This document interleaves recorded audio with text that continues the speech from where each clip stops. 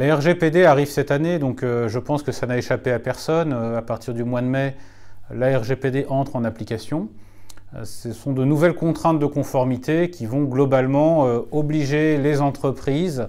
à être plus vigilantes à la fois quant à l'usage, la conservation et la manipulation des données personnelles à la fois des employés et des clients.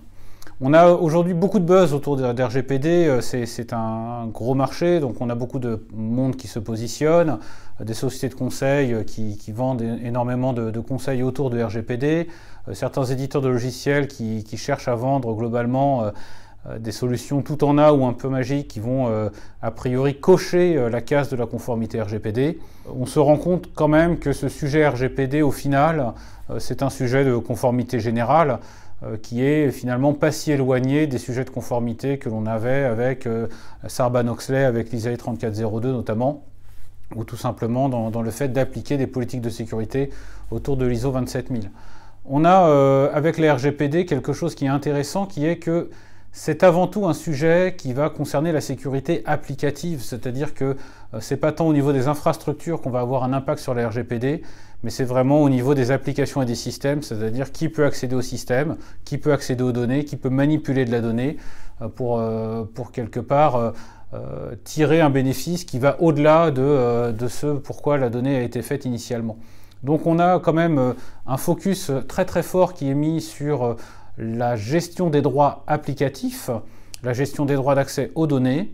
Et donc on se rend compte qu'avec la RGPD, on va se retrouver dans une situation où encore plus, je dirais plus qu'avant, on va devoir être vigilant sur le fait de gérer les droits correctement et d'attribuer les bons droits aux bonnes personnes.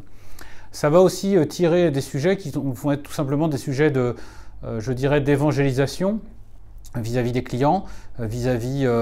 des différents interlocuteurs, pour faire en sorte tout simplement aussi de faire prendre conscience à la fois aux personnes elles-mêmes mais aussi aux différents responsables des données, des processus auxquels ces personnes ont accès. Et donc on va devoir se retrouver, je dirais, dans une situation où on va devoir mettre à disposition de toutes ces populations des informations leur permettant de comprendre globalement ce à quoi ils ont accès, pour leur permettre notamment d'exercer un droit tout simple, qui est le fait de lever la main et de dire « non, moi ce type d'information, je n'en ai pas besoin dans le cadre de mes fonctions, ce type d'information est superflu ». Donc on a finalement une posture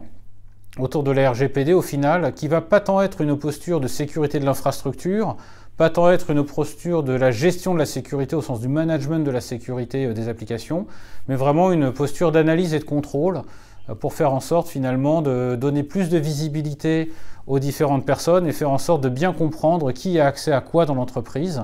Et on a effectivement la part belle sur toutes les solutions d'analytics,